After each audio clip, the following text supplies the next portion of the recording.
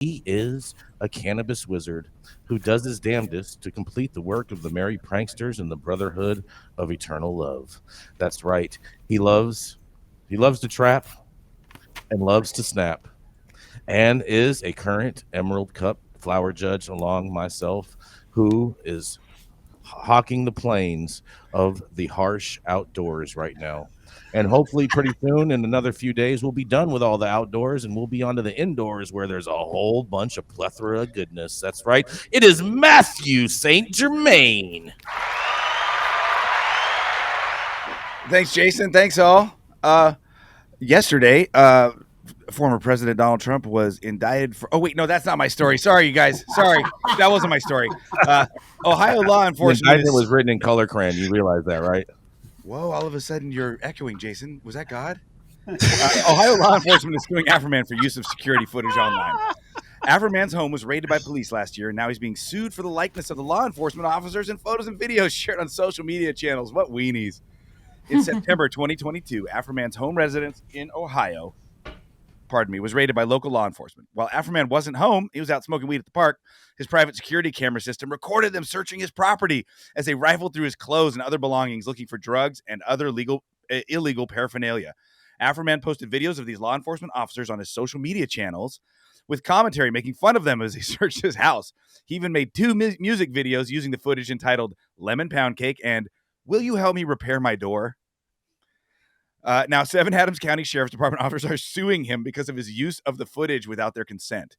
According to the lawsuit, exposing people's faces without consent is a misdemeanor under the Ohio Revised Code. The officers are also suing because their faces were publicly visible, which caused emotional distress, embarrassment, ridicule, loss of reputation, and humiliation. The plaintiffs claim that they're entitled to Afroman's proceeds gained from the song, as well as music videos and live event tickets. In addition to his brand, which offers beer, cannabis, t-shirts, among other things, they're asking that Afroman remove all images from those and the videos and photos posted online. Afroman posted a response to the lawsuit on one of his social media channels. Essentially, a racist judge signed a fictitious false warrant, lying on the warrant, accusing me of kidnapping and drug trafficking, Afroman wrote.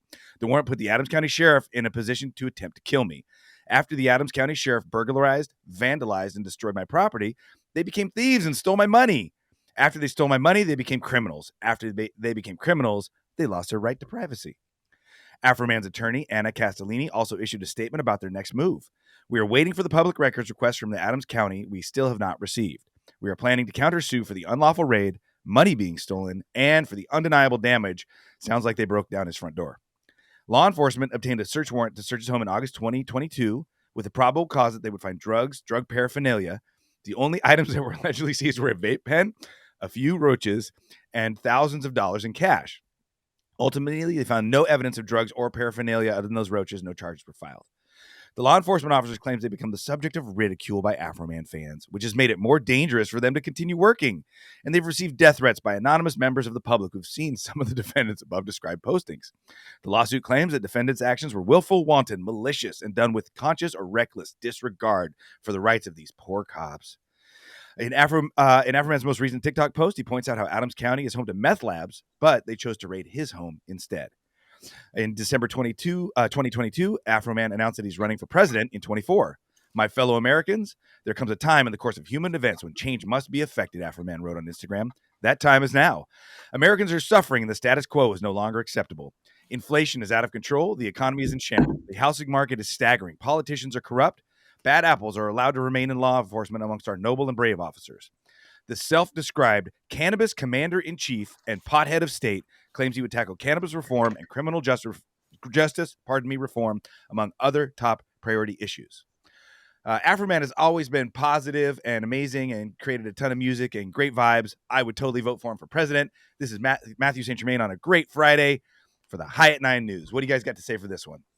Down in Ohio, swag like Ohio. Down in Ohio, swag like Ohio. Get out of Ohio. I mean, I don't see